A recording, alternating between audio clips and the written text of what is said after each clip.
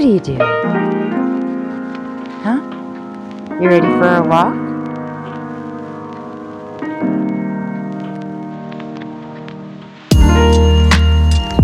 Okay.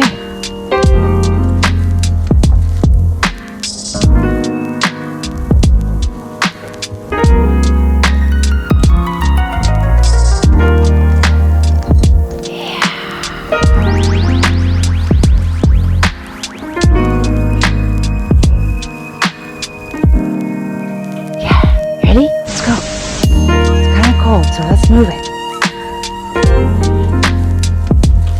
Well, good morning, wherever you are. Whereas, I don't know which movie I watched. Greetings and salutations. I'm not sure if that's not too formal.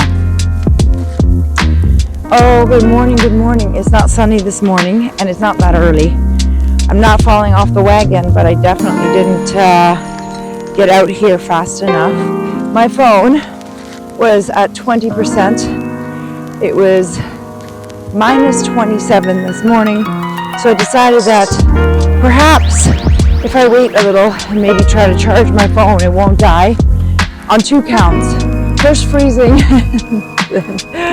and then of course battery power, and I had it plugged in. I've taken it off.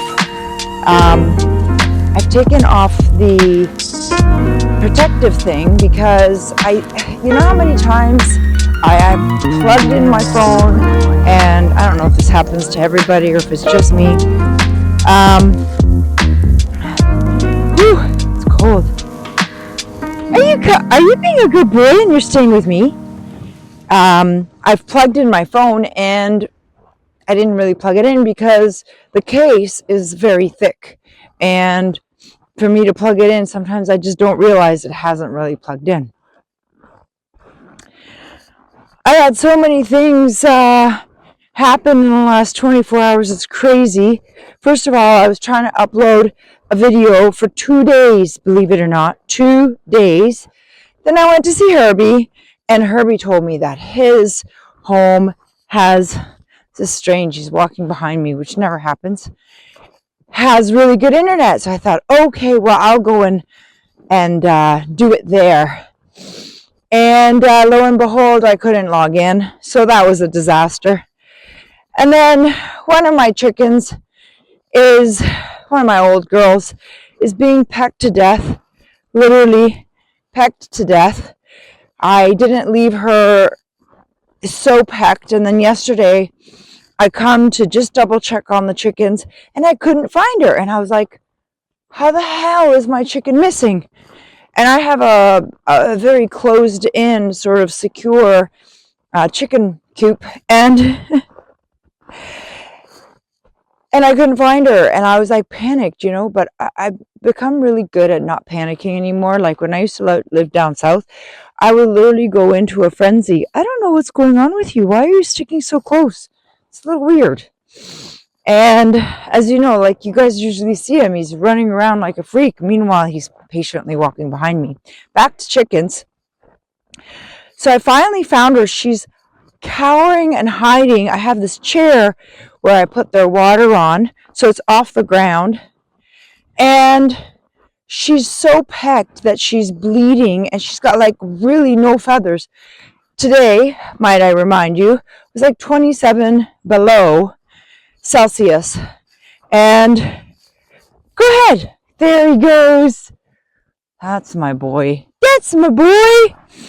So I right away brought her inside. Of course, my poor husband was annoyed because he had to go get the dog cage, and then I had to send my son to get the wood shavings, and then I had to get, you know, anyway. So hospital back at home.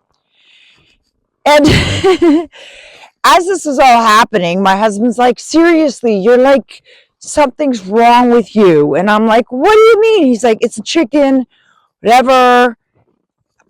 I agree, but as I will make the case for why so many people have called me weird, extreme, crazy.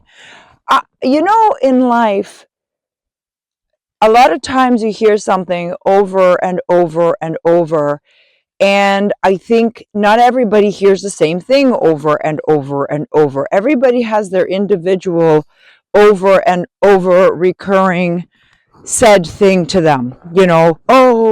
I was just talking to my best friend yesterday. We had such a great talk. It was so wonderful because I don't live down there anymore. We used to see each other once a month. That was our routine because we knew that if we don't prioritize, we just won't talk. And we kind of fell off the wagon because we haven't really found a rhythm.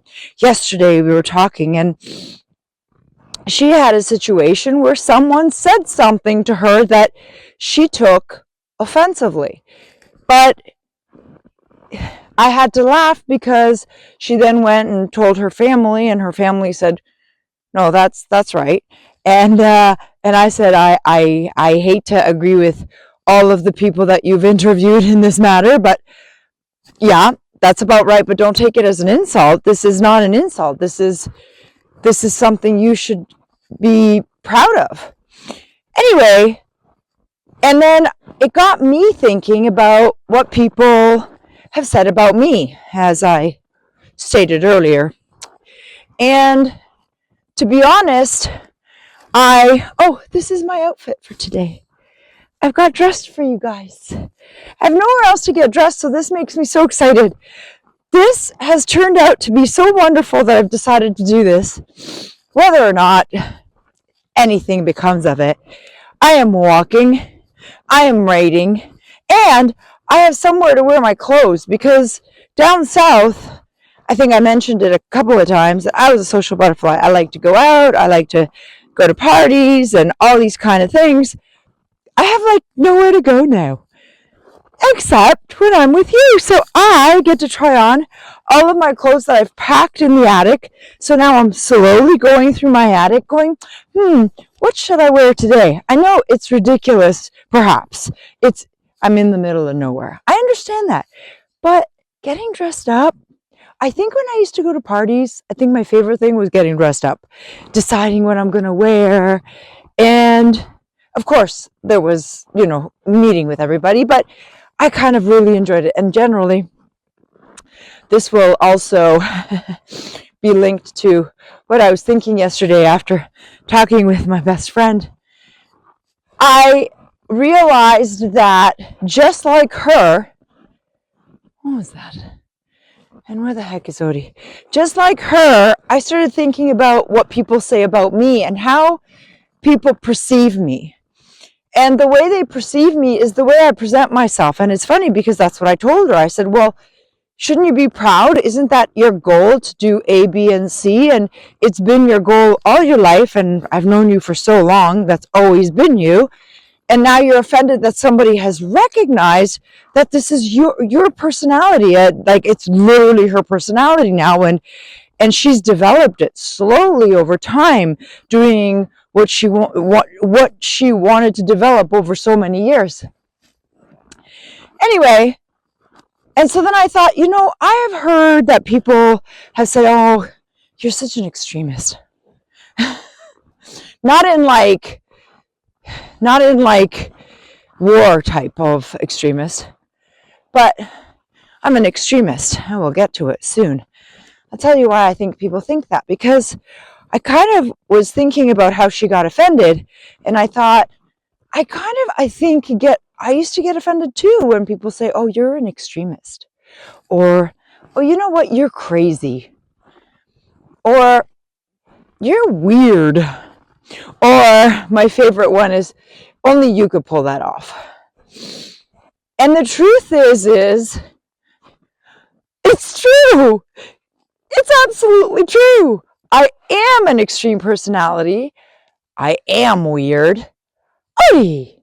And I certainly do not beat to the same drum everybody else does. In fact, I think I actively take out my own drum and have a different beat completely, because I am much more a person that prefers to be different from everyone than want to blend in with everyone.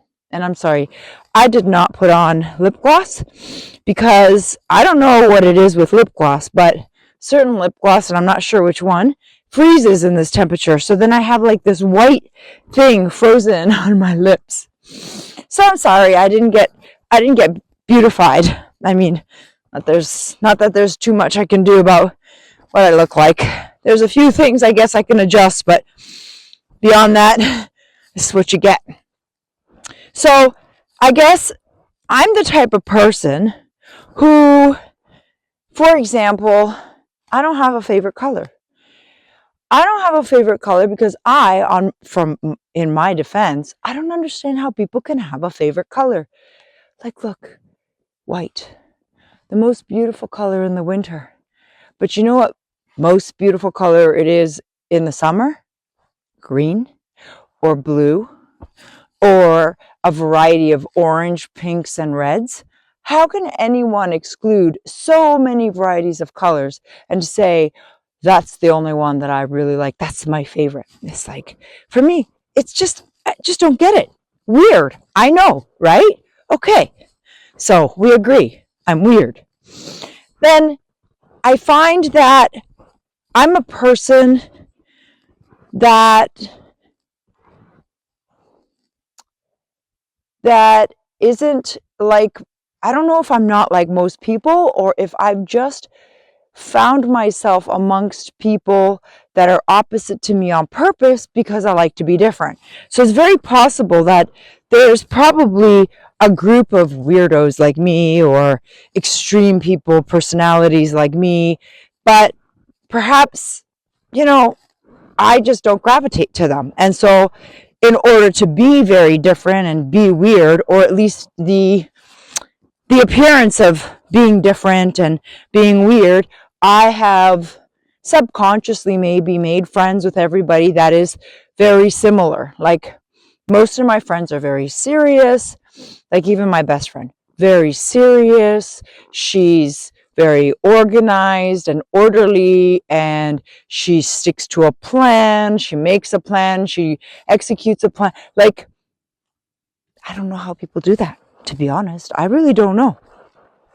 So I do have to try to be quick today because, like I said, I only had 42%, and I don't know how quick the video eats battery. So this is going to be fun. We're going to see if I can make it in under 40% of a battery. Wish me luck because I'll need it. Odie, you ready? So I guess one of the first reasons why I think people probably think I'm an extreme, weird, or crazy personality is that I generally am not a, sorry, this is the really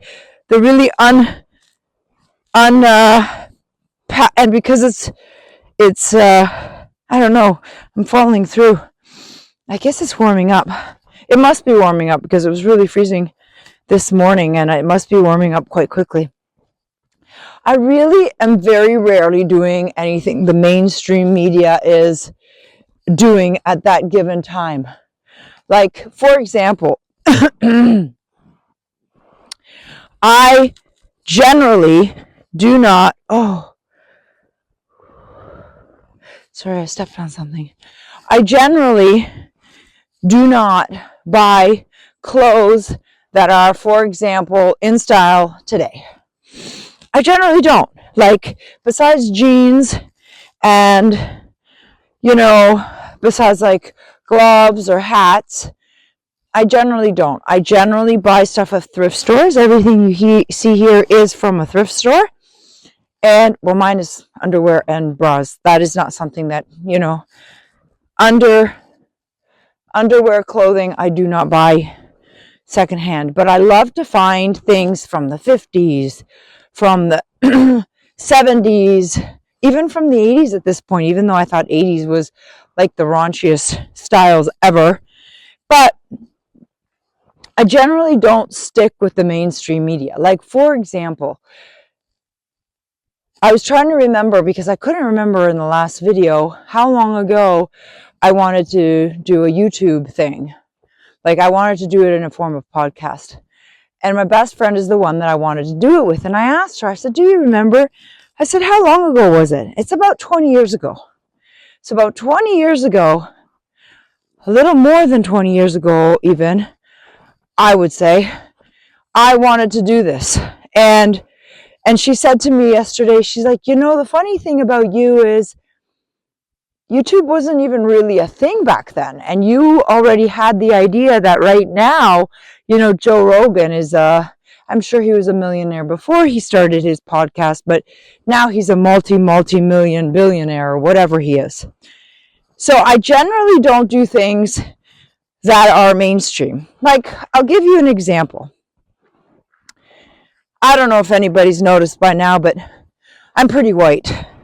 I'm from Poland, and I'm pretty white.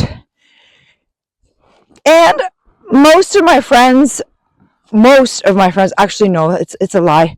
I have a lot of Indian friends, but most of my friends are Anglo-Saxon, very, very white. And there's nothing wrong with that. That's just, unfortunately, you are a product of your surroundings. Where I grew up, it was mostly Anglo-Saxon, and those were my choices. The only time that I had any ability to make any other kind of friends outside of like white Anglo-Saxon, mostly Polish community at very first, and then whoever was in my class, those were my options. I didn't have a variety of people to choose from, although they were a variety, they were just all white. All that to say is they're very vanilla, like in the sense that, everybody listened to like what are like ABBA, or everybody listened to like Prince or Michael Jackson, the mainstream, whatever was acceptable. Well, I moved beside my neighbor, Usha G, whom I love. And she was such a character. As soon as I moved in, she came, she welcomed me, and I believe she had something, because both my neighbors brought me something. I think she brought me something Indian, and I'd never tasted any Indian food. And I went over to her house, we started becoming friends. And she was, she's probably in her late 70s right now, or maybe early 70s. Sorry, Usha, if I'm way off there, but I know she's in her 70s. And she got me on, believe it or not, wait for it, Bollywood. This was in the 90s. Okay, so I want you to imagine, no, it was late 90s, early 2000. Sorry, it was early 2000, I think. It's irrelevant. Over 20 years ago.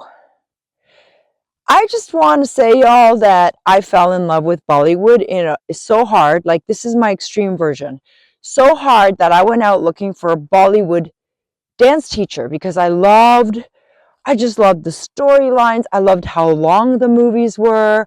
I loved the beautiful outfits. Like, I was just dying for those outfits. But there was one problem, like, I'm white, and it was just weird. But I didn't care. That's my personality. I did not care. I fell in love with it. I fell in love with the food, with certain foods, because I'm not a spicy person, so certain foods, like pakoras, and pakoras were my cousin's favorite. Anyway, and I get stuck in my own weeds. But anyway, so I started going on this, I don't know how many years it was. It was like 10 years of absolutely just getting any Indian Bollywood movie I could get. And first of all, nobody in my community, they all thought, first of all, I was weird. My children at first were embarrassed to bring their friends over because their mother was blaring Indian music, and I just loved it and would not apologize for it, and I didn't care. I had such I had those big speakers in my house, with the ones that were still popular at the time, and they were just blaring. My next door neighbor that was white on the other side was just horrified, because sometimes I would be outside and I'd be playing Indian music and I couldn't care less. I was just playing it, and then she'd call me, she'd be like, could you just turn, oh, I'm so sorry, because there was an echo, so I didn't want to be rude, but I didn't care who heard me as long as I was being respectful. Then I started, and because I couldn't find at the time, nobody, like most white people didn't even know what the hell Bollywood was. So I couldn't find a Bollywood dancer. So the next best thing, I settled for a belly dancer. And then I went on this pursuit of collecting as much Bollywood music and dancing belly dance. I didn't as much enjoy the Arabic music as I did Bollywood. Bollywood, still to this day, is one of my favorite types of music because it's not boom, boom, boom, boom. It's not a simple tune. It's a storytelling, it's fast, it's slow, it's sultry, it's just so colorful, like the outfits. Then I proceeded I needed a sari for a wedding because I started being invited to Indian weddings and I needed a sari. So of course, I first borrowed a sari. I loved it so much that I went out and got myself saris and I got myself suits. Yeah, yeah, I did. And I was not apologizing to anybody because I loved it. I still to this day have saris. I still have suits. And if they weren't so gosh darn expensive, I would totally get more. And in fact, I am going to take a picture, I think, in one of my suits, maybe, because it's quite cold out here. I'm just not sure if that's a good idea right at this junction of the weather state of affairs, as it were. So most of my friends thought I was weird, and not to mention, my kids started liking this Indian music. I'll tell you how funny we are. We're all like chickens. Speaking of chickens, they pick on each other. My daughter loved this Indian song. She loved it. It was like 8-9 minutes. And also another thing that I like about Indian music is that the songs are generally long. Now, a lot of things have changed in Bollywood since I've been addicted to it. They've become mainstream. They've become, hi, hello. They've become Hollywoodized. And I'm not liking the new stream. I like all the old stuff. I like the stuff that really was Indian. It was really more Indian. They had their own flavor. And now, I don't know what this is, but this is like, see this? That's a weird track. They're little feet. Anyway, and so my daughter it was one of the things that she had to do in school, and the thing was that she had to bring in one of her favorite songs, and everybody brought in a song. My daughter brought in an Indian song that was 8-9 minutes long. Everybody else had 3-minute long songs, like, Justin Bieber or Christina Aguilera or whatever it was at the time. Well, my daughter came home so upset because the teacher said to her, we're only going to do 3 minutes. Because I think when they turned on the music and it was Indian music, all these little white Anglo-Saxon kids, very vanilla, very, white, have never been exposed to Indian music. So it was a shock to them. And I told my daughter that, the teacher maybe had 3 minutes allotted, and because all American, Canadian, whatever music is 3 minutes long, that's maybe why. But I do think that the larger reason is that it was such an extreme shock for the teacher. They had a hard time enjoying it, because I think that there is something to be said that if you're not exposed to different things, if you get stuck in the similarity or the comfort of similarity, you really have a hard time appreciating something different. And see, in Poland, in Europe in general, people don't just listen to American music. They listen to German music, they listen to French music, they listen to Polish music, the Czech music, Russian music, and there's a larger palette for appreciating music. Anyways, I went on a tangent about music, but that's to illustrate how I just don't do mainstream. I Yes, there are some things that I do mainstream, obviously, because it's kind of like we are a programming unit, and it programs us. So of course, I'm on YouTube. I would say that's pretty mainstream, even though it's not in my circles. That's another thing. I don't know one that's doing this. No one. I know no one that either has the courage or the craziness in them to do this. So again, not mainstream in my circle of friends. All right. The other thing that people I think that I'm extreme is because I literally have changed directions in my life like 14 times. Okay, I'm exaggerating a little bit. It's not 14 times, but for example, I was into real estate. I did real estate for a little while, and I did that because I always find that I try to adjust what I'm doing based on the world around me and my timing. Hang on, I'm just going to make sure that oh, it's still recording. Yay, we still have a little time. I always find that I do something in my life based on my surroundings. So for example, when I had children, I am not a person that believes that you should put your children into daycare or have some stranger raising them. I don't know who you are, what your beliefs are, and what you're doing with my child when I'm not home. So I stayed home. And because I did that, I had limited resources to make money. This was, of course, in the early 90s, and there was no such thing as, there was internet, but the internet was really just starting to be built, really. And so I decided to get my real estate license, and I did that for a little while because I contributed to my family, and my husband would come home, my cousin would come home, they would babysit the children, and I would go and do showings and listings and deals or whatever. And I was able to contribute to the home that way. And I did that for several years, a little less than 10. By the time the children got a little bit older, I was already on to the next thing. Like real estate was already boring me. I was doing it out of utility, and I loved my clients, don't get me wrong. That was the best part of it. You'd get to check out people's houses and you'd chat with people. Like I had so many people still calling me after I quit. It was so heartwarming. I was really happy about that. But I all of a sudden made a shift, and I decided, oh, you know what? I'm going to be a yoga instructor. So I went to school to be a yoga instructor. Subsequently, me and my girlfriend, Little Miss Sunshine, as I call her, we started a yoga studio where we taught yoga and belly dance. So we did that for a little while.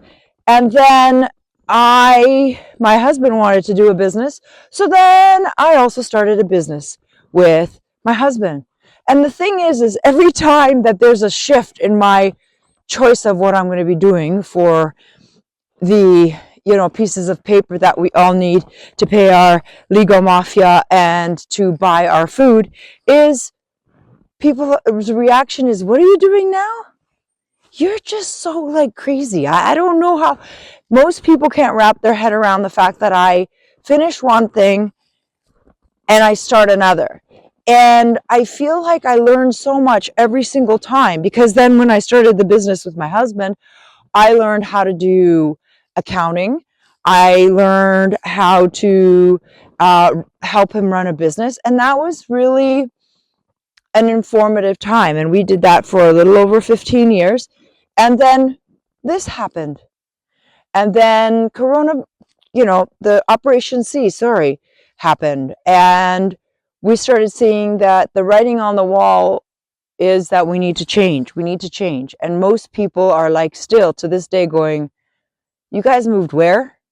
You guys are doing what? Like I am telling you, my cousin's in heaven or wherever, hopefully paradise is. Hopefully that's where she's at. And she's laughing at me because I have chickens and I have a dog again. And I will tell you, most people don't understand it. And I get it, because I was a city girl all my life. I liked partying. I was a social butterfly. All of a sudden, I'm living in the woods like a hermit, and I'm growing my own eggs, and I want to have a garden, and I want to get back to my roots. And what's wrong with me? Now I'm starting a YouTube channel. My friends are like, oh yeah, well, that's just her. That's just her. Because people don't understand why I do what I do. Whereas all of my friends, what I will tell you is I have very, very few friends that haven't been doing the same thing they've been doing when I started being friends with them. Like my girlfriend, that's my best friend, she told me in grade 7 she was going to be a teacher. And I told her this yesterday. And she's a teacher, and she's still a teacher, and she's going to retire a teacher. By the time I retire, which will be never really, I don't think, I would have probably had 4 or 5 different directions that I tried for about anywhere from 7 to 10 years. That's kind of my threshold, from 7 to, I guess, 15 years because of my last business. And it's funny because we were able to build a really nice business within 15 years, and we learned so much. We were able to benefit from it, and now we're moving on. All right. Another reason why I'm trying to make my own case as to why people have repeated what they've repeated. And I guess some of these things have to be true in order for them to say what they say.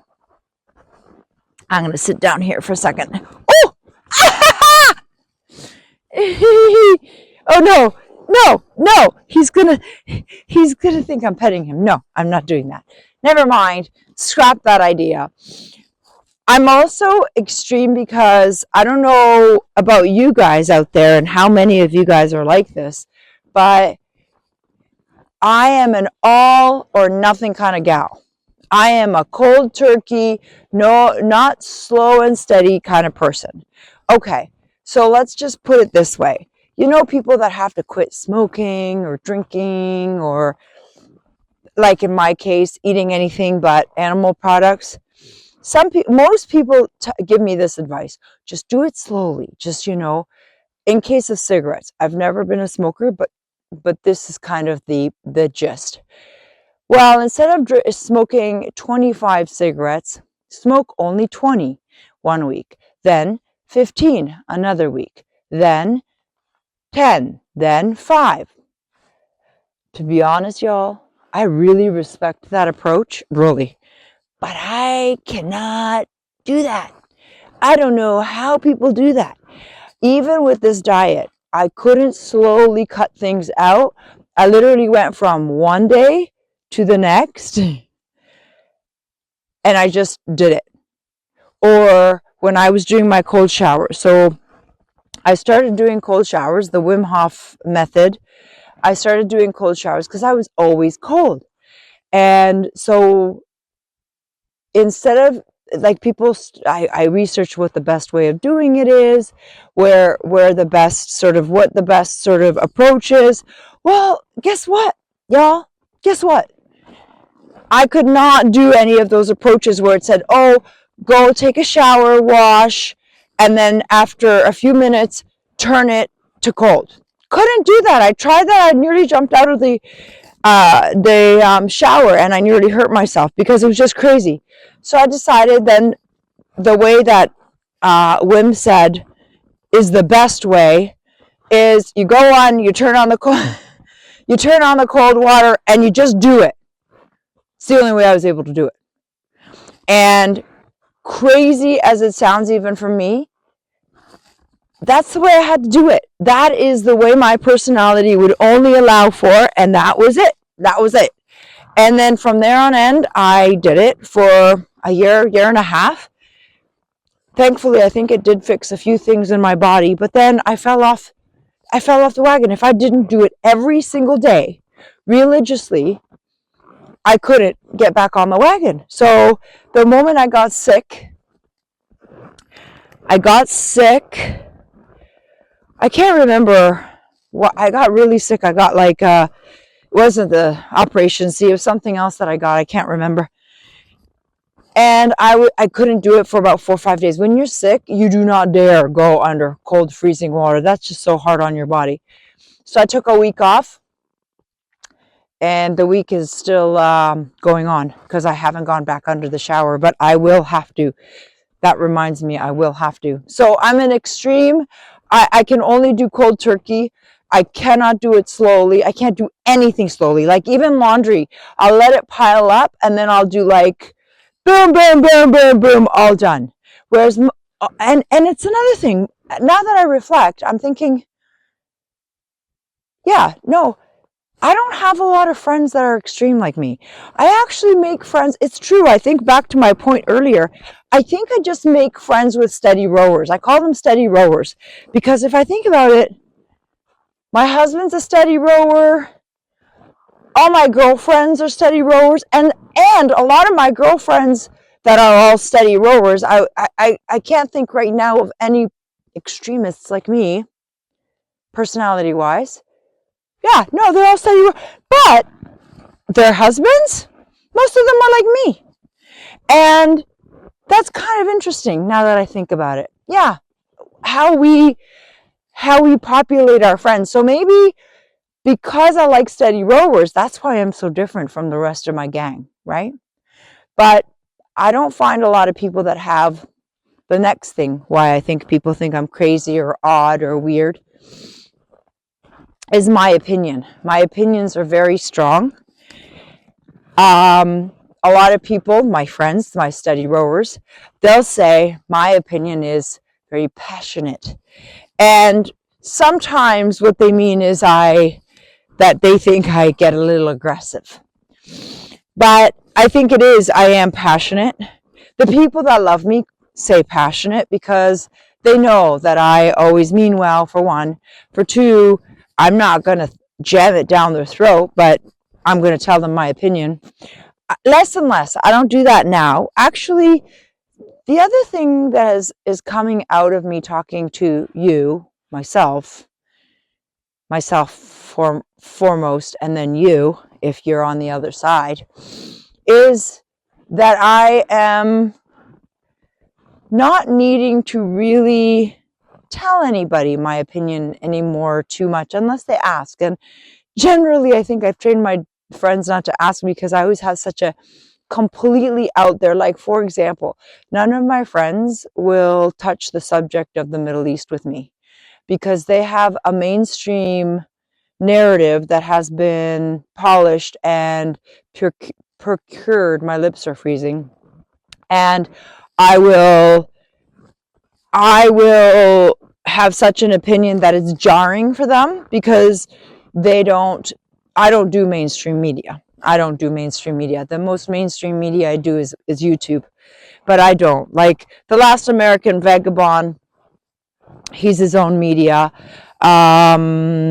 Even the people that I do go to on YouTube are people that I think have very similar ideas to me. So it's weird because I seek out people that have similar ideas on the internet, and I think that that's one of the reasons why I decided to go to the internet to see if I can find my people, because I seem to have friends that are mainstream and I'm not. I hate to use the word alternative because alternative media has now been turned into mainstream alternative. I mean, ultimately I think they've already been subverted. But like I said, like even Johnny Bravo, there's a lot of things he does say that's mainstream and a lot of things he does do that is mainstream, but we live in the mainstream. We live in the mainstream.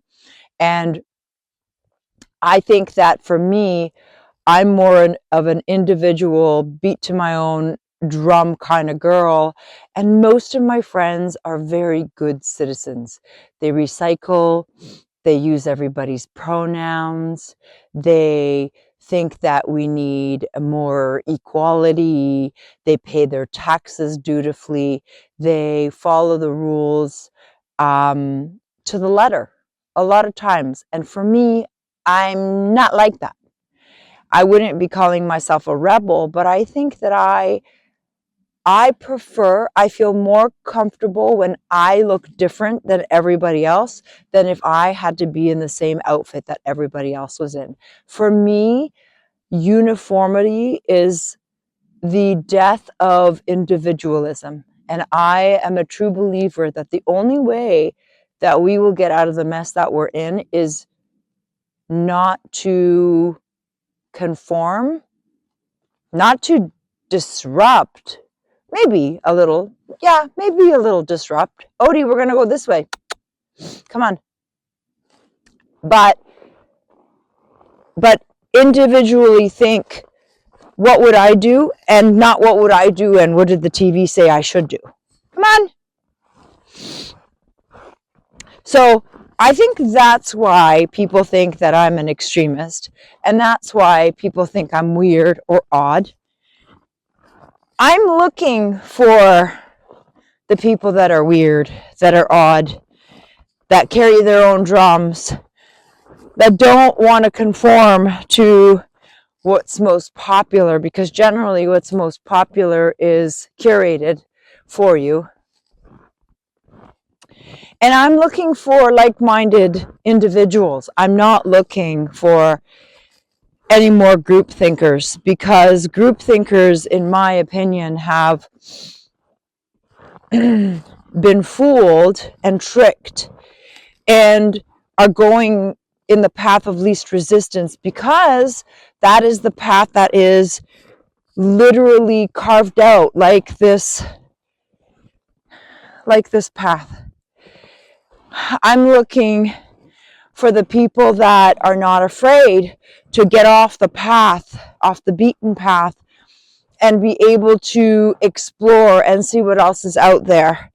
Because when things are manufactured, there is an end goal. Generally, a path leads to someplace, and unless you know where that path leads, you shouldn't necessarily be following it. I always told my children when they were younger, don't swim where all the rest of the fish swim, because that's where they catch them. That's where the nets are. And if you're a fish, swim the opposite direction. And I would say the same to everyone out there that are at least thinking they're free thinkers. I think it's important to think about whether or not you're a free thinker. Have people ridiculed you about your thoughts, about your ideas, about what you're doing? Generally, when you're doing something outside of the herd, it's usually, you're the conspiracy theorist. And if you are, you're my people. You are my people. You're the people I'm looking for. You're the people I'm talking to. And I think there's nothing but a badge of honor when you're an individual, because what makes us human? Our individual selves. That's what really is really important. Not trying to equalize us, not trying to make us the same, men, women. No, we're not. We're very different in personality, in strength, in abilities. And we should never try to squash our differences. We should embrace our differences, because I think we learn when someone is different. You can learn, how are you doing that differently, and it still works out, right?